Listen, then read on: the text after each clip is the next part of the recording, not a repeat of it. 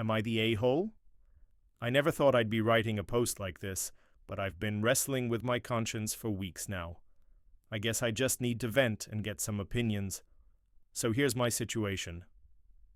I'm a 32-year-old woman named Clara, and I have always prided myself on being supportive of my friends and family. I work as a graphic designer in a city that thrives on creativity, and I love my job. Beyond work, I'm passionate about volunteering at a local animal shelter where I help rehabilitate dogs that have been abused or abandoned. My life is busy, but fulfilling, and I try to give back to my community whenever I can. The trouble started when I decided to throw my best friend Jenna a surprise birthday party. I've known Jenna for over a decade. We met in college and have been inseparable since. She's always been the life of the party, the one to lift everyone's spirits, and she deserves to have a beautiful celebration. So I teamed up with a few of our mutual friends to organize it. We booked a cute little venue with a rooftop, planned decorations, and catered food that Jenna loves. Everything was set, and I was excited to see her reaction. Here's where things get complicated. Jenna's boyfriend, Mark, has been in the picture for about 3 years now. At first, I found him charming, but as time went on, I noticed some red flags. He could be controlling, often making snide comments about her choices and belittling her interests. Jenna would brush it off, but I could see it was affecting her confidence. I tried talking to her about it a couple of times, but she insisted that everything was fine and that he loved her. I wanted to respect her relationship, so I kept my opinions largely to myself. As the party approached, I noticed that Mark had also been planning a surprise of his own, a big romantic dinner for Jenna on the same night. He hadn't mentioned it to any of us, which I thought was kind of strange. I confronted him one day while we were at the gym together, casually broaching the subject. When I brought up the date, he smirked and said, "They'll just have to figure it out without me. It's about her, isn't it?" I could feel my blood boiling. I couldn't let Mark overshadow what was meant to be a happy occasion for Jenna. After discussing it with the other friends who were involved in the surprise party, we decided to go ahead with it. I figured I'd talk to Jenna and see how she felt about it afterward. I didn't want to be the villain who ruined a romantic gesture in front of our entire circle of friends. The day of the party, I was a bundle of nerves as Jenna walked into the venue. Her face lit up with surprise, and I felt a rush of joy. She burst into tears, laughing and hugging everyone. We had a great time with food, drinks, games, and even a heartfelt speech from me that celebrated our friendship. But all along, I kept feeling a knot in my stomach about how Mark would react. Sure enough, he arrived about an hour into the party. He wasn't happy. He stood in the doorway for a moment, surveying the room, and I could feel the tension in the air. Jenna rushed toward him, but instead of embracing her joyfully, he pulled her aside and began whispering in an agitated tone. As much as I wanted to focus on the celebration, I couldn't help but overhear snippets of their conversation. I heard him say things like, "You didn't tell me you were coming here," and "You always put your friends first." Finally, Mark stormed out, and Jenna followed him outside. My heart sank. I knew this was going to escalate, and despite my usual instincts to stay out of conflicts, I couldn't just stand by. I stepped outside to find them arguing. "Mark, it was a surprise. I didn't want to ruin anything," Jenna pleaded. "Right, because who cares about my plans?" He snapped back, his voice dripping with disdain. My anger flared. "Hey, this was supposed to be a celebration for Jenna. You can't just make it about you," I interjected, giving Mark a steely look. He turned to me, his eyes narrowing. "And who the hell asked you to step in?" "This is between Jenna and me?" I felt a rush of adrenaline. "If you made plans, you should have communicated that. But I won't let you belittle her on her special day." In hindsight, I realize I might have escalated things further. Mark had never been fond of me, and I can't say the feeling was mutual. We exchanged a few heated words before he finally growled, "You think you're a better friend than me? Laughable?" Then he stormed off, leaving behind a cloud of tension. When I turned back to Jenna, I noticed that she was visibly shaken, a mix of anger and confusion etched on her face. I rushed to pull her into a hug. "I'm so sorry he did that. I thought we were all just here to celebrate you. You're amazing, and you deserve better. Jenna was quiet for a moment before she whispered, I don't know what to say. I thought he would understand. After a few minutes, we went back inside. Jenna put on a brave face and tried to enjoy the rest of the party, but I could tell she was upset. The fun atmosphere had shifted, and it felt strained. Guests were still cheerful, but a dark cloud loomed over the birthday girl. As the night drew to a close, I walked Jenna home. I was trying to lighten the mood, telling her funny stories and attempting to distract her from the earlier drama. When we reached her apartment, she turned to me, her eyes glistening with unshed tears. I appreciate what you did, Clara. You definitely stood up for me, she began. But I'm torn. I mean, he does love me, and I can't shake the feeling that I made him look bad. I stepped back, stunned. Are you serious? He made you look bad. You were just celebrating your birthday with your friends? You deserve a partner who supports you and doesn't try to control the situation. This is not about him. Jenna took a deep breath and bit her lip. I know, I've invested so much in this relationship, and I don't want to throw it away lightly. But then again, I can't shake off the feelings you brought up. We talked for a long time that night, and I could see her grappling with the dilemma. She thanked me for being her friend and offered to make some space to process all of it. I thought about Mark's words about how I might have overstepped. Had I ruined her relationship? Was I the a-hole for trying to defend her? The next few weeks were challenging. Jenna and I continued to hang out, but she seemed distant, her heart still torn.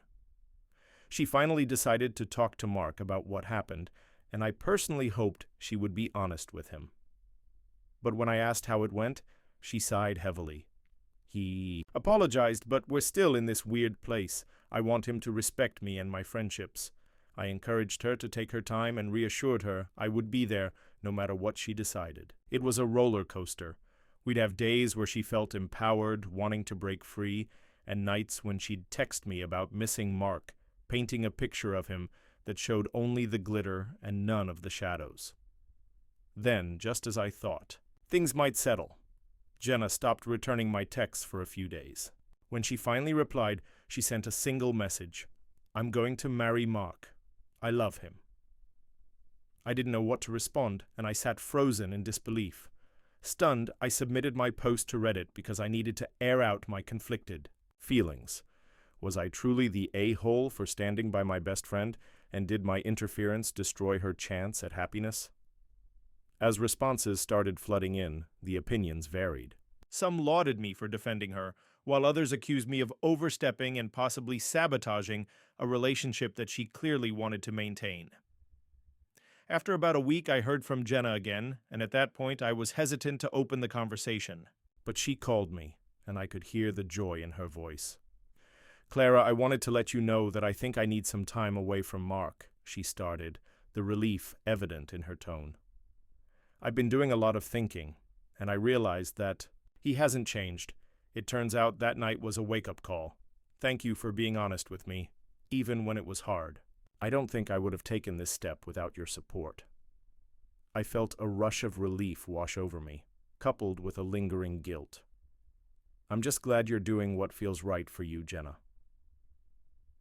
In the end, Mark and Jenna broke up a few weeks later, and she slowly rebuilt her confidence. And while I still grappled with whether I was the a-hole for intervening, I knew I would always stand by what I believed in, supporting my best friend no matter how difficult it might be. Am I the a-hole for pushing back against a controlling partner, or did I do the right thing? The responses from Reddit helped me clarify my thoughts. In the end, it wasn't about the a-hole label. It was about being honest with myself and the people I care about. And, for better or worse, that's what friendship is all about. Am I the a-hole for choosing my career over family? I never imagined I'd find myself posting on a forum like Reddit, but here I am, writing what feels like my last-ditch effort to make sense of a situation that has torn my family apart. And I'm not even sure if I'm the villain in my own story. It all started the year I graduated from college. After a grueling 4 years studying to be an architect, I received an amazing job offer in a prestigious firm on the West Coast. It was my dream job, an opportunity I had fought tooth and nail for. I remember the excitement washing over me as I shared the news with my parents, moments filled with joy and pride that now feel infinitely distant. My dad grinned like a Cheshire cat, and my mom's eyes welled with tears. "You did it, honey," she exclaimed, her hands shaking with excitement. They both raised me to value hard work, and for them this was more than just a job offer. It was a validation of their sacrifices and the promise of a bright future. But there was a catch. I was going to have to leave my small hometown in Pennsylvania. The Atlantic was not just a body of water, but a chasm that would separate me from the life I had always known. At first, my parents understood. They encouraged me to take the leap, reminding me that this was what I had worked so hard for. Yet as the date of my departure crept closer, the reality of my decision began to sink in and the mood shifted. A week before I was scheduled to leave, my younger brother Jake, who was still working on his associate's degree, got into a terrible car accident. He wasn't seriously injured, but it was a shock that left everyone on edge. I took a few days off work to support my family, and immediately my parents started expressing their concern. "What if this happens again? What if you're not around when we need you?" they asked, their voices laced with genuine fear. They didn't mean to make me feel guilty, but it hit me like a punch to the gut.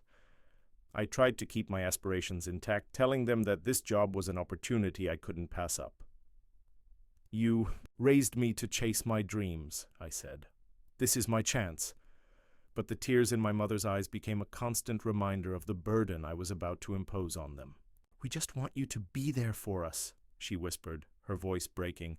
"We fear being alone." I left for California with a heavy heart, a constant back and forth raging in my mind. My first few weeks at the firm were exhilarating. The thrill of working on innovative designs, collaborating with talented colleagues, and navigating the fast-paced life of the city overshadowed the guilt I felt. That is, until I received the call. It was a Friday evening, and I had just wrapped up a long week of work. My mom's voice, shaking and barely above a whisper, echoed through the phone. "It's Jake. He's in trouble again. We need you here." Nothing could have prepared me for the panic that washed over me. I learned that Jake had overdosed. A mix of depression and the aftershocks of the accident spiraled him into a darkness that no one in our family saw coming. His recovery would demand extensive treatment, and my parents were overwhelmed. I considered flying back immediately, but the pressure at work was mounting. Deadlines loomed. My team was counting on me, and I had barely begun to make my mark in a place that required me to prove myself. I weighed the options, and for the first time, I chose to prioritize my job over my family. I told my mom that I'd help out as much as I could from a distance, taking it one day at a time. As days turned into weeks, I poured myself into my work, convincedly believing that I was supporting them by pursuing my career. But my mom's tone changed. "Am I wrong for wanting my daughter near me during this time?" "It feels like you don't care," she said during another call, where I thought her voice quivered with hope but was actually filled with disappointment. I feigned understanding, thinking it was just grief talking. Eventually, I returned home for a weekend to visit. Walking into the house, the atmosphere was thick with tension, like a smothering blanket weighing down every breath. Jake sat quietly on the couch, looking like a shell of the lively kid I had watched grow up. He offered, a weak smile that felt painful to witness. My parents hovered, their worry palpable, and there I was, caught in a no-win situation. "Mom, I'm here now." "I can help," I said, but the words felt empty, as if I were offering a band-aid for a gaping wound. "You don't understand. I need you too," she replied, her voice barely a whisper. "We need you here more than you know." Within moments, I realized my job had become a mere distraction, and I had lost sight of what really mattered. My heart ached with guilt, and by the time I returned to my apartment, I felt an unbearable weight. My career had come at a cost, and I was paying for it in family ties that felt like they were fraying. Time passed. I worked harder than ever to divert my mind, but the truth was we were all falling apart. Jake was in and out of treatment facilities, struggling through a labyrinth of depression. Each call with my parents became a struggle between wanting to be there for them and the obligation I felt towards my career. I felt trapped, a millionaire of dreams stuck in a poverty of family ties.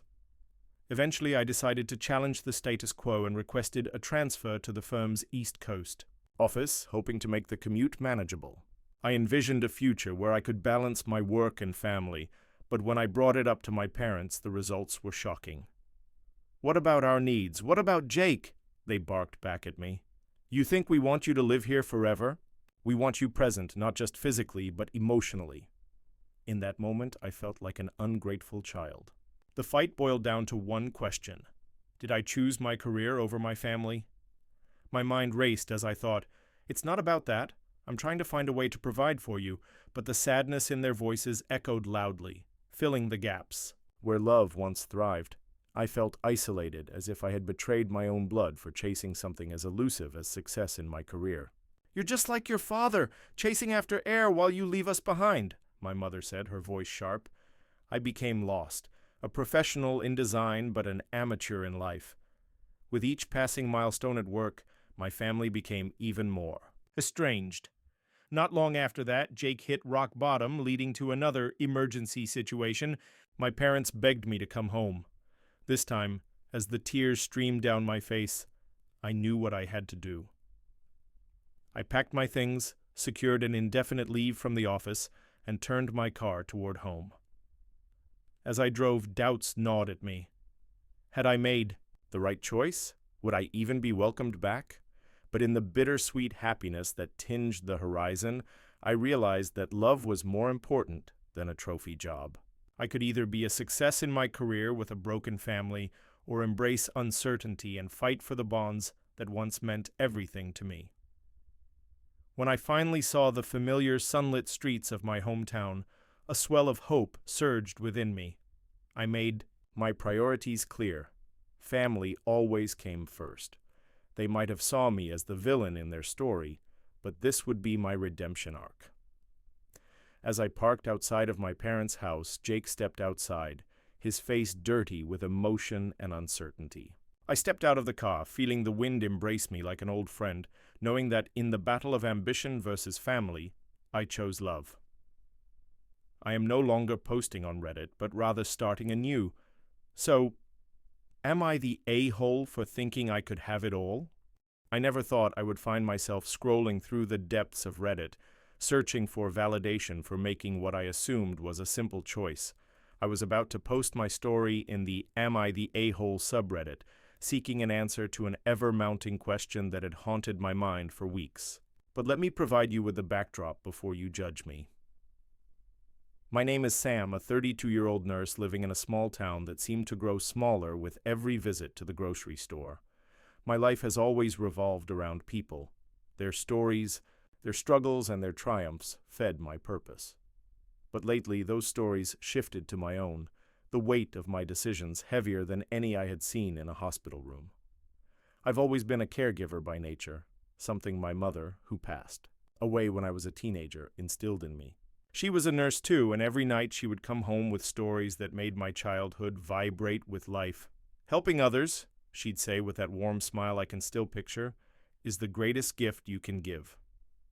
With that legacy behind me, I became a nurse myself, pouring my heart into my work.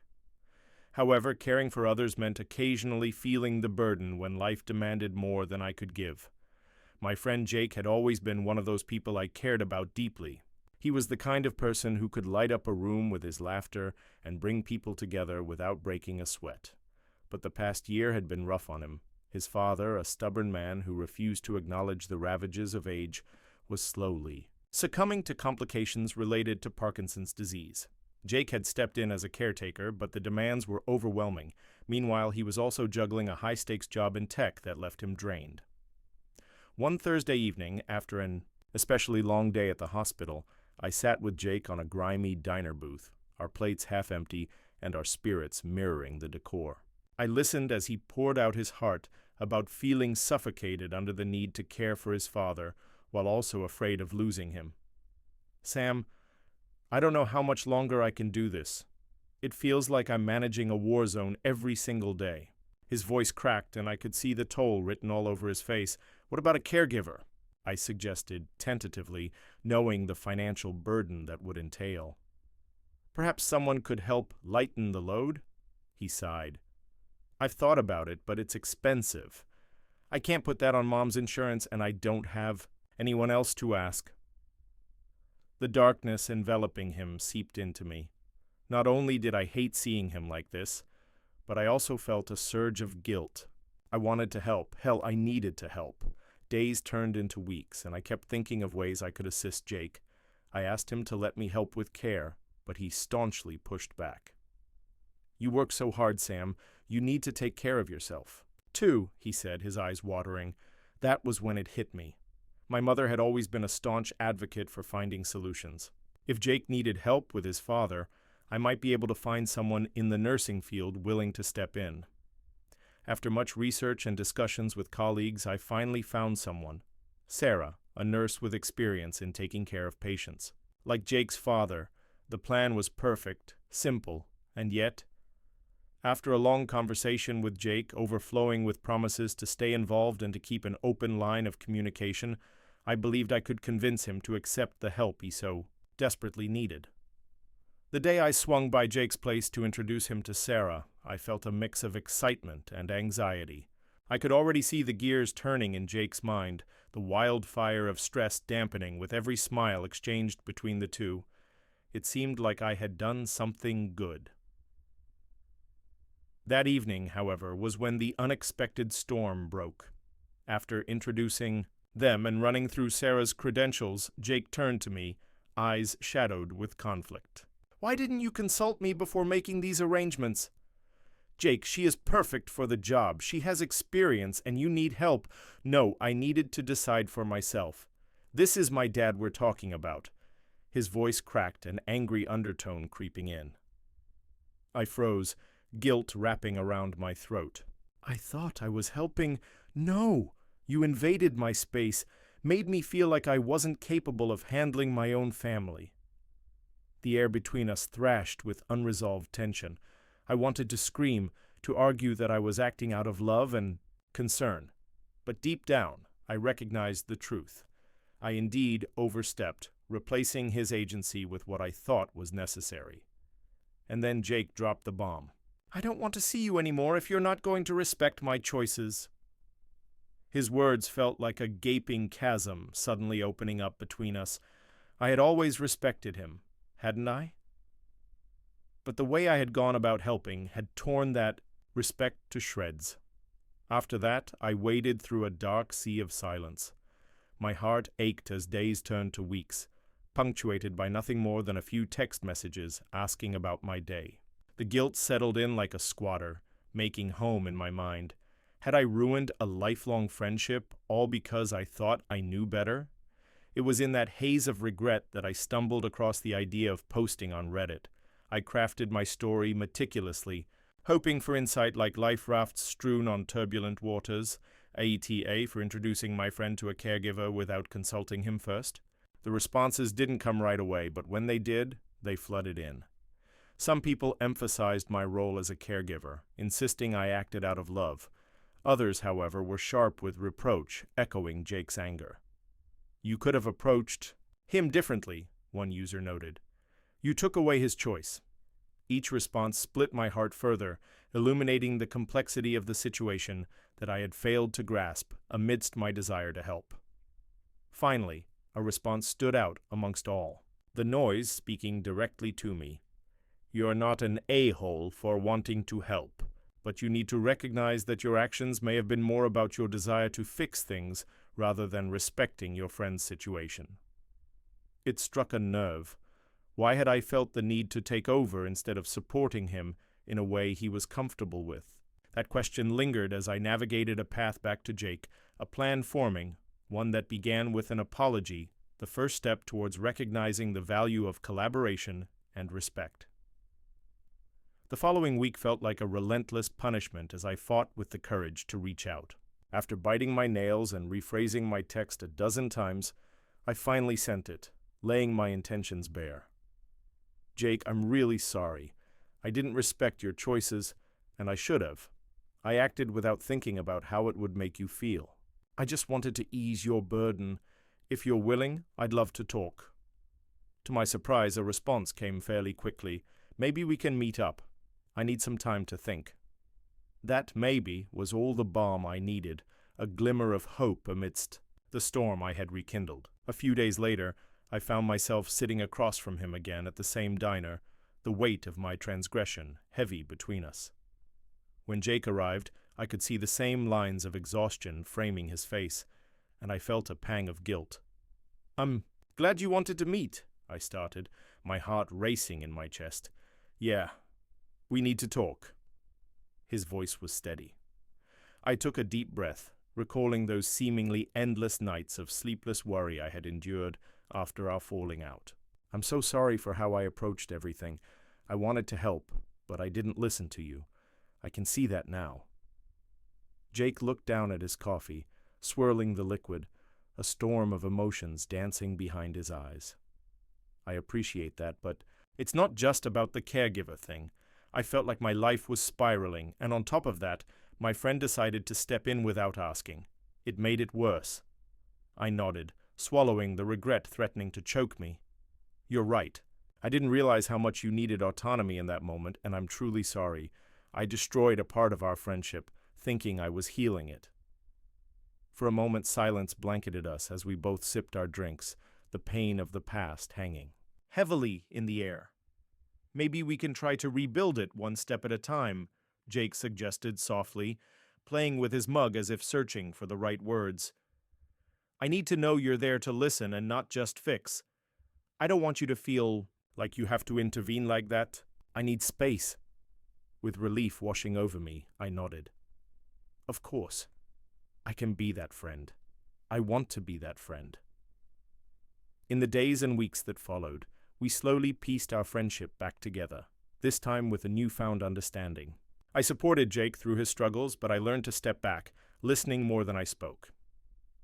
We discussed care options together rather than hastily arranging them. There was a beauty to embracing the messiness of life directly alongside him, and while I still revisited the question from Reddit, I found something deeper: the importance of communication, the grace found in respecting another's choices, and the realization that love doesn't always mean fixing. Sometimes it means simply being present. In the end, we were two soldiers navigating the trenches of life, each holding space for the other, facing the war together rather than alone. And perhaps that was the most important lesson learned, that friendship is less about saving and more about standing steadfast by each other's side, even when the battle is internally fought.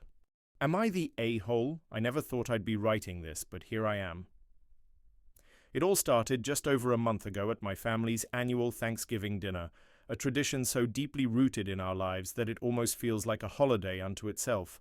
This year we had all gathered at my parents' house, where I'd grown up, with my siblings and their families and my grandmother, who hugged me tight the moment I walked in, her perfume wafting, a scent of lavender and hints of cinnamon. Sitting there amid the laughter and the clinking of silverware against ceramic plates brought back memories, my siblings and I laughing as we fought over the last piece of pumpkin pie or raced to grab the first serving of turkey. But things felt different this year. I could sense an underlying tension even before the dinner started. Growing up, I was always the sensible one. My older brother Kyle had a knack for drama, often concocting stories that put me squarely in the role of the responsible adult, the peacemaker. My younger sister Mia was the free spirit, flitting from one venture to the next without a care about the consequences. But these roles had shifted over the years. My brother had married into a family with even more drama than our own, and my sister, who had just come out of a messy breakup, was more unpredictable than ever. Before dinner, we all drifted back to our childhood roots in the living room, a place filled with family portraits and memories. My mom, as always, began to set the table with a meticulousness that screamed tradition. As we assembled, my brother was trying to discuss his big news, but before he could get a word out, Mia interrupted, her eyes glinting with excitement. "I'm pregnant," she announced, her voice barely containing her thrill. The room went silent for a moment. I looked at our parents, their faces masks of shock. "You didn't even say you were seeing anyone," I blurted out, unable to hide my surprise and concern. "I wasn't," Mia replied, a defiant spark in her eye. "But I just thought it was time for me to embrace this journey. Life is too short. Don't you think you should know the Father's name before making such a life-changing decision?" I didn't mean to sound harsh, but it came out that way, the voice of responsibility in a room full of spontaneity. "Wow, thanks for your support," she shot back, crossing her arms. I didn't realize I had to justify my life choices. "To you!" The mood shifted. I could feel it in the air, thickening like fog. There was an awkward tension that permeated the room, and my mother desperately tried to change the subject, steering us toward the dinner table. As we sat around the table, the food looked glorious, the turkey glistening, the mashed potatoes piled high, but my appetite had vanished. I had always found comfort during Thanksgiving, but that sense of familiarity was warped into something disconcerting. My brother, ever the showman, took that as his cue to reveal his news. "Well, I've got news too," he said, a grin plastered on his face. "I just got promoted at work, and I think I can finally afford to buy a house." The table erupted in applause, and I felt a twist in my gut. Here's my brother with the perfect life, going to have a house while my sister was having a baby, and I was sitting there feeling like a failure in my mid-30s, still renting an apartment and struggling to find my way.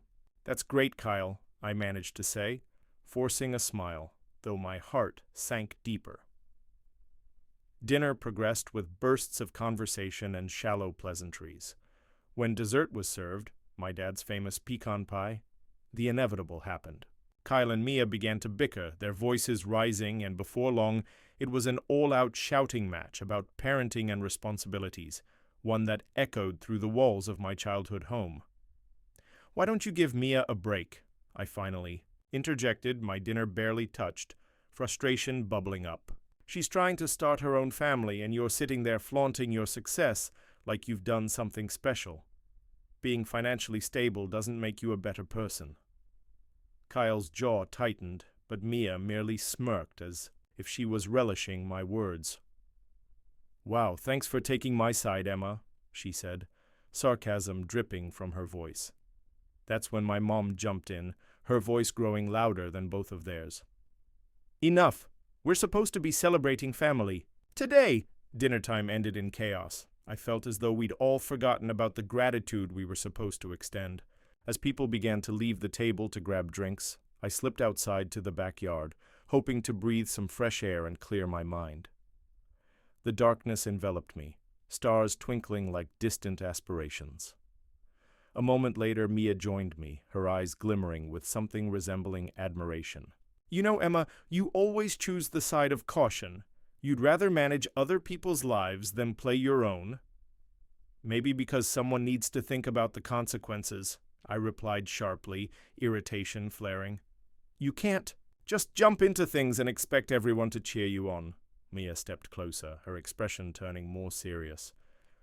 "What's the worst that could happen, really? Life is unpredictable. If I waited for everything to be perfect, I'd never do anything." "I'm not saying life needs to be perfect," I shot back, "but a little planning wouldn't hurt. You can't just throw caution to the wind and expect us to be fine with it." "I don't need your judgment," she said, turning on her heel, her voice filled with hurt. The moment hung in the air, heavy. I wanted to call after her to clarify my words, but another door had already slammed shut. Days passed, and it felt as if the world had swept me along in a storm I couldn't control. My phone buzzed with notifications, and then, like the universe conspired against me, I found that both my brother and sister had posted glowing updates on social media.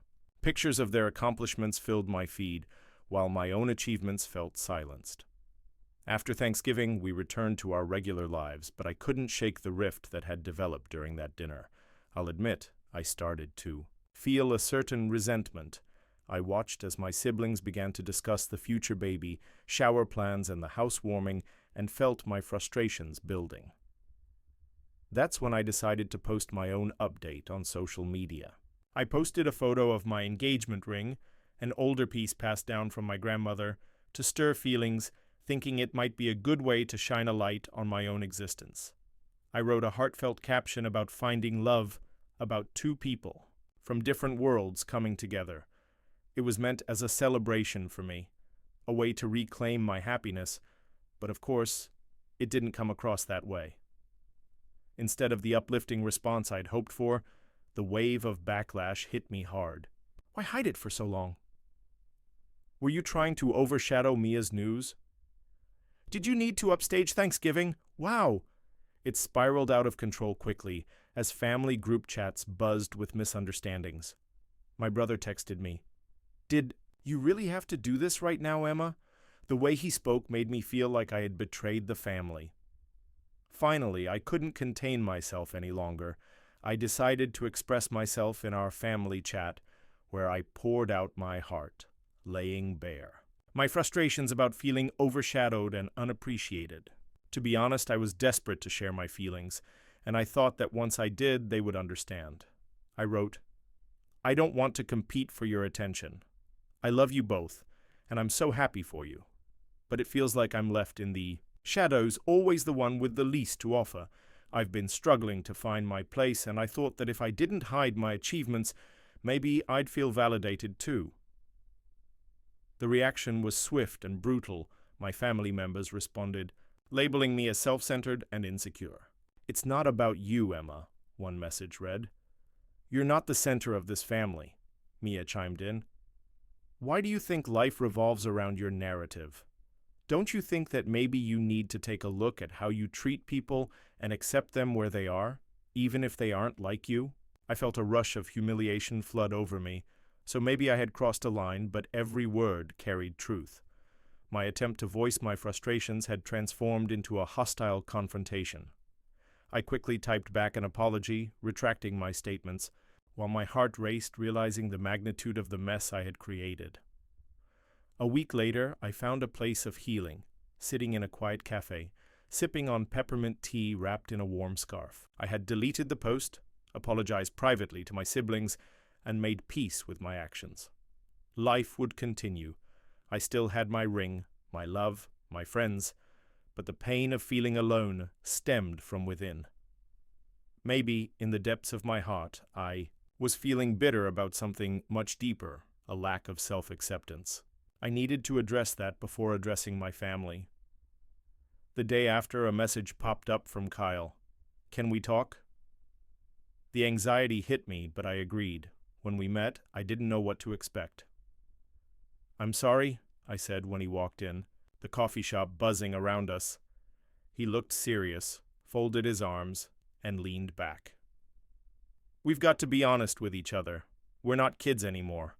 We can't keep playing these games. I think we'd all benefit more from honesty, not just at dinner but in our lives." I nodded, grateful he at least understood my desire for openness. For the first time, it felt like I was talking to Kyle. "I get it," he said finally, a half smile forming. "Maybe you felt overlooked, but maybe you should also appreciate where we're at. Life is chaos. It calls for new chapters. And maybe finally I understood." Every family member was tackling their own challenges and searching for a shared understanding amidst the noise. My attempts to express frustration felt more like envy than concern. In the weeks that followed, each Thanksgiving became a call for family unity. We shared our happy tears, but also our struggles, the times we had fallen, and the times we had stood strong. There were still challenges on the horizon, moments of miscommunication, but I learned to navigate them differently. So, am I the a-hole? Maybe at one point, but the beauty of family is growing together, learning to bridge the gaps carved by misunderstandings.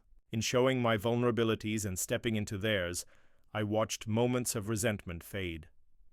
So here's to mending bridges and leaning into the fold, learning how to be together again without overshadowing one another, because that, in itself, is the beauty of family, however imperfectly we navigate it. Am I the a-hole? I still remember the day it all began with just a passing comment. It was a gray, drizzly afternoon. I sat in my living room, the rain tapping against the window, as I flipped through the clutter in my mind like it was the stack of old magazines on my coffee table. For weeks I had been feeling discontent. With my job as a paralegal, a safe position where ambition fell dormant under heavy paperwork, and with my marriage to Aaron, who had been more focused on his gaming hobby than our relationship. What were we doing? Where were we going? That day my sister Lily dropped by unannounced, her bright sunflower yellow raincoat an anomaly against the dullness outside. She burst through the door with an energy that made my heart swell with warmth. "You have to come with me to the art exhibit. There's a whole section on abstract expressionism," she said, her eyes sparkling. Lily had a way of inviting adventure into the mundane, but I hesitated. "I don't know, Lil. I've got work to catch up on, and Aaron's home. Tell Aaron to pick up a controller and you can come with me. It'll be fun." What did I have to lose? I didn't want to trap myself in a cycle of regret again. So I agreed, and as we strolled through the damp streets, my heart filled with a strange elation. We spent hours dodging the raindrops, inhaling the scent of wet earth, and calculating strokes of paint on canvas that felt like both chaos and ethereal beauty. By the time we returned to my home, the clouds had started to pull away, revealing streaks of twilight. It felt good to soak myself in the colors around me, to let my spirit breathe a little. But as soon as I stepped in, the atmosphere shifted. I found Aaron slumped on the couch, a controller in one hand and an empty soda can in the other. The screen flickered ominously, my muted reflection staring back at me. "Hey, where have you been?" he asked, his voice devoid of concern. "Just out with Lily. We went to the art exhibit," I replied cheerfully, wiping the water from my hair. "Art? Really? You know you could just stream it online, right?" His eyes flicked back to the screen, a casual dismissal that felt like a slap. Inarguably, I was stuck. I tried to engage him, to bring him out of that digital trance, but the conversation fell flat. I felt destined to be the one who wanted more adventures, more connection, more meaning, while he seemed completely satisfied with his routine. That night, as we creaked into bed, I felt restless. I turned in the darkness, scorning myself for thinking I could ever change things, and I murmured, "I miss us." "Huh?" he mumbled, already half asleep. I shut my eyes tight, my tightly wound frustrations surrounding me like a fog. I began scrolling through Reddit out of habit, seeking solace among anonymous strangers. Then I stumbled upon the "Am I the A-hole?" subreddit. A thread by a woman who'd taken a spontaneous trip without her partner ignited something in me. Why did I feel like I had to justify my choices? I jumped in, asking my own question. Am I the a-hole for wanting to do things on my own and feeling abandoned because my husband doesn't want to join me? The replies began pouring in. Some sympathized with my plight, while others lambasted me for being selfish. "He does his own things. Why shouldn't you?" one comment read. But another said, "You should support your partner, even if it means sacrificing your own plans." The back and forth swirled around in my mind. I tossed and turned, my thoughts racing until I finally succumbed to sleep. Over the next few weeks, I continued to seek out my sister's company, diving into art classes, hiking, and organizing events that filled my hunger for experience. I felt alive, yet guilty. Each time I returned home, I found Aaron lost in his virtual world, barely acknowledging my absence or the joy I found elsewhere. One evening, frustration boiled over, and I finally confronted him. "I need you to care about my life too, Aaron. I feel like I'm living two lives, one with you and another when I'm not here. You're not even curious about what I do while I'm gone." He set down his controller and held my gaze, but the flicker of understanding was overtaken by irritation. "You know I'm not into that stuff, and frankly, I'm starting to feel unimportant. You'd rather run off with your sister than spend time with me, and that hurts." My heart sank, a heavy weight sinking deeper, twisting inside my chest. "But you're not even making an effort! I can't keep sacrificing my happiness to fit into a mold that isn't me." The argument escalated in a dizzying spiral until it finally settled as an echo of unresolved tension. I stormed out, needing air and distance. I reached for my phone to check Reddit, searching for more opinions, but realized I could only hear my own heart now. Weeks passed. My painting classes became a haven, a place where I could explore emotions on canvas, expressing feelings that I had buried deep within me. It was in an abstract piece entitled Connection that I finally poured my unfiltered emotions, a chaotic blend of vibrant reds, blues, and stark blacks. My art instructor noticed the turmoil in my strokes and approached me after class. "Every brushstroke tells a story," she remarked, admiration laced in her words. "Art can be a reflection of yourself, but it can also give you the courage to voice those hidden fears." The next day I sat down to write a more detailed post on Reddit. I went deeper this time, explaining my struggles in my marriage, why I felt torn between my personal needs and the relationship I had with Aaron, who seemed disinterested in anything beyond his screen. I didn't ask, "Am I the a-hole?" but instead shared my anguish and anger in seeking out my own path. The responses came flooding in. Many said I was not the a-hole for wanting independence, while others offered perspective. "Part of a healthy relationship is growing together, not apart," they said. The comments swayed me, causing me to reflect on my choices, but nothing prepared me for the consequences that would soon come. One Sunday afternoon, I returned home after another invigorating class, stepping into the familiar silence that surrounded my home. I noticed unpacked boxes stacked against the wall. Aaron had decided to rearrange his gaming corner. "Aaron?" I called out, my voice echoing into the quiet. He appeared from the bedroom, his expression unreadable. "We need to talk." My chest tightened. This couldn't be good. "I've been thinking," he began slowly, scratching the back of his head as if it might help collect his thoughts. "About us." I braced myself, recalling how many times we had talked about us before. Each time it felt like pulling teeth. "Okay, I think it might be best for us to take a break," he said, his voice steady yet choked by uncertain emotion. A break. The words crashed around me like a wave. I had thought about it, but hearing it uttered felt like a death knell ringing. In my psyche, I thought it would be an answer, a moment of clarity, but it felt like a heavy sentence. "Why?" I managed to choke out, my heart racing. "Because I feel like I'm holding you back from being happy, from living your life." "You've made it clear that you want to explore, and I'm not providing that," he murmured.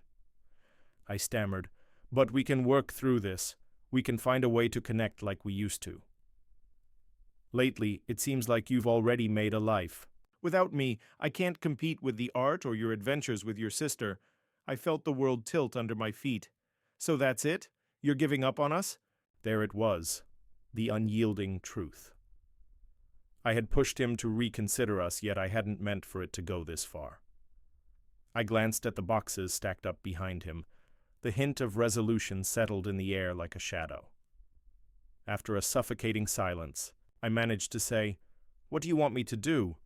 Give up on who I am just for you?"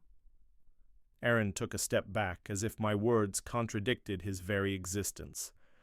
"No, I want you to be free. I want what's best for you. I just don't know how to fit into that anymore." And just like that, a long relationship that had once defined so much of my life began to dissolve. I didn't fight for us.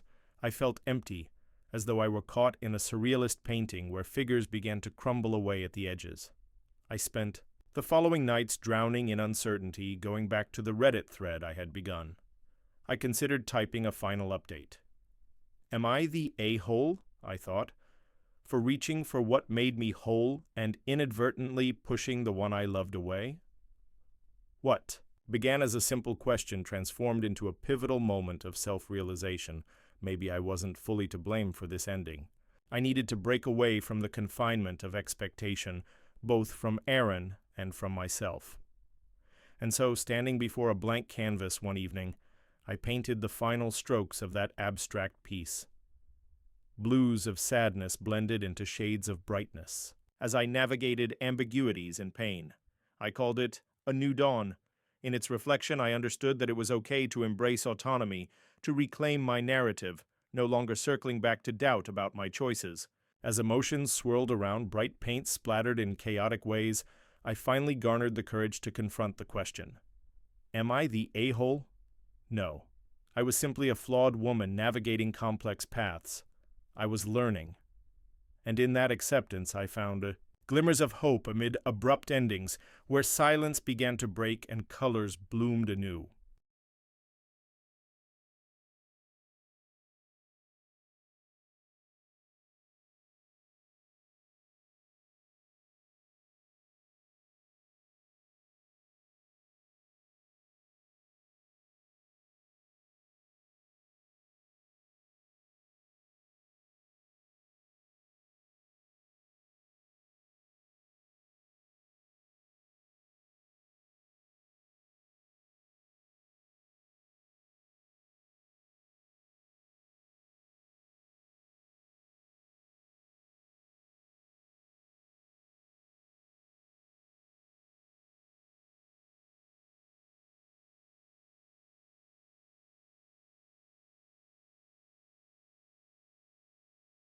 Am I the a-hole?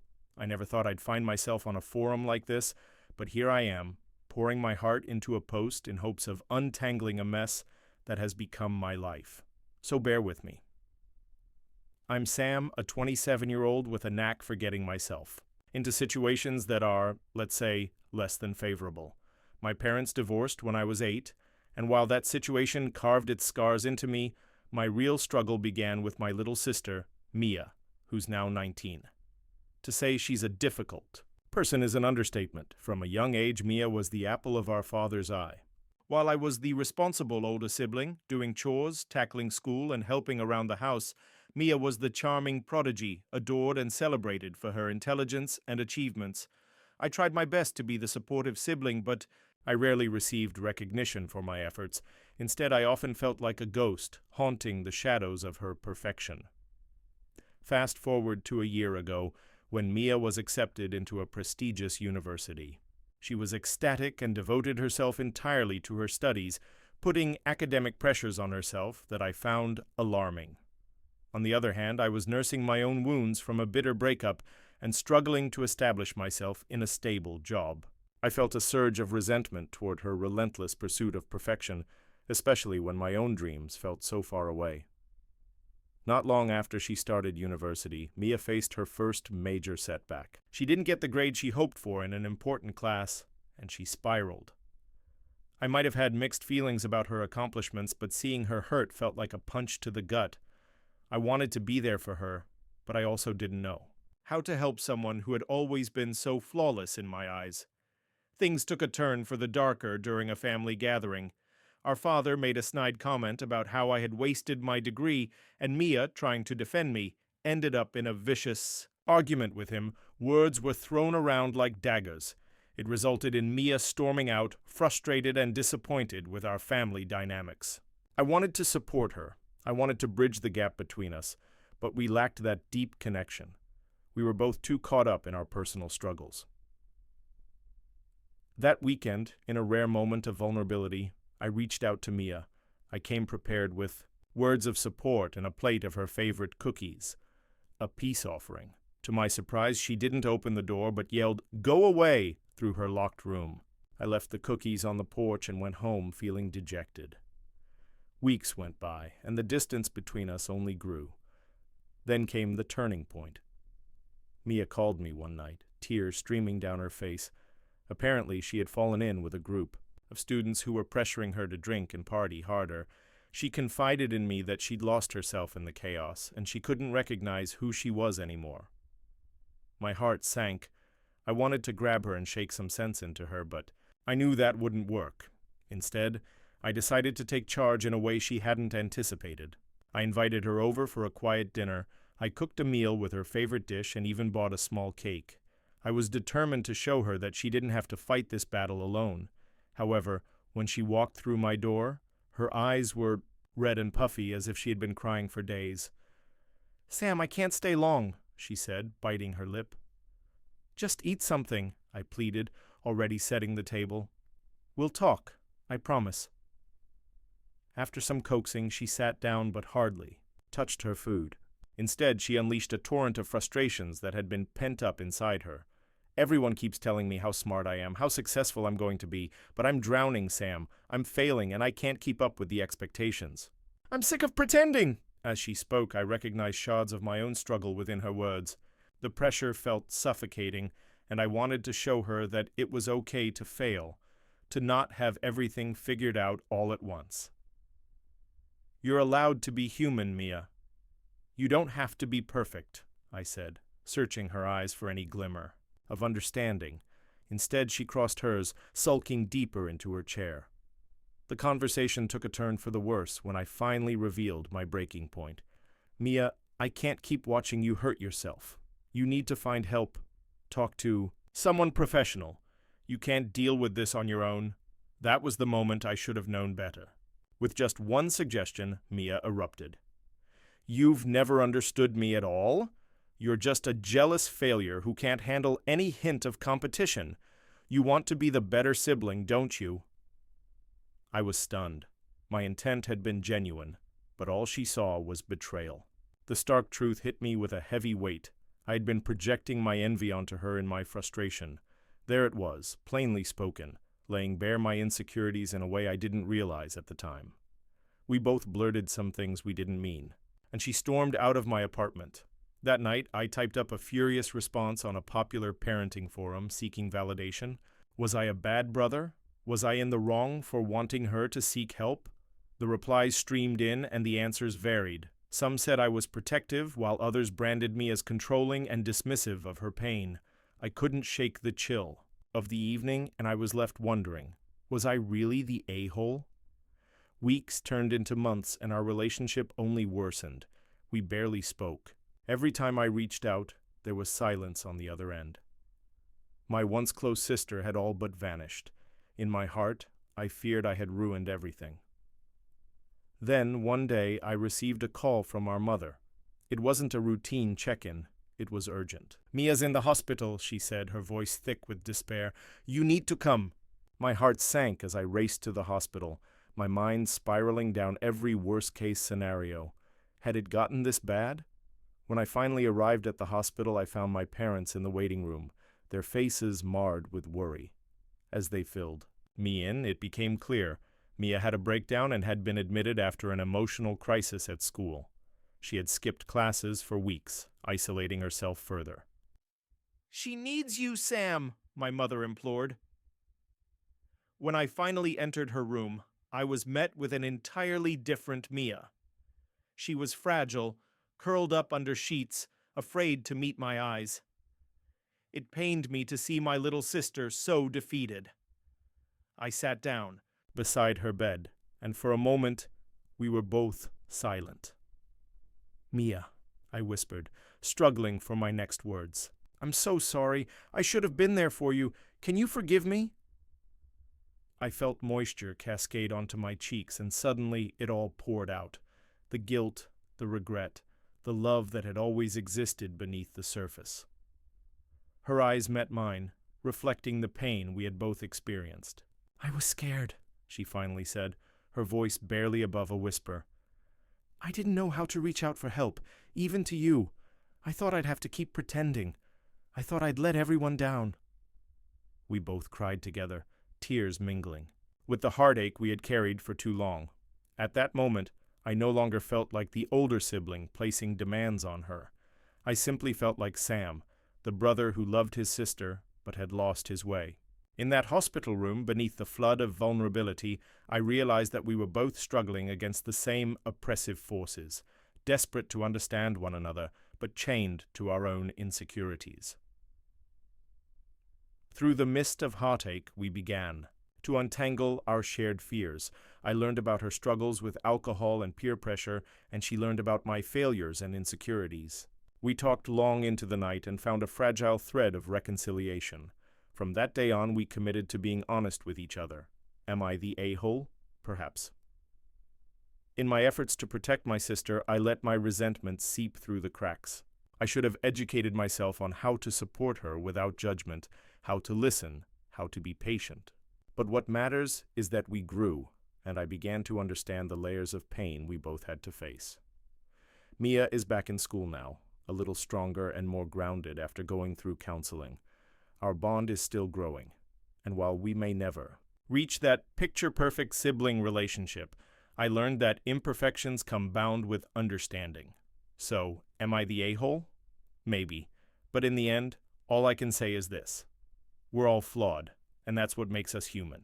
If there's anything I've learned through this experience, it's that love and vulnerability can pave the way for growth, as long as we're willing to ask for forgiveness and move forward together.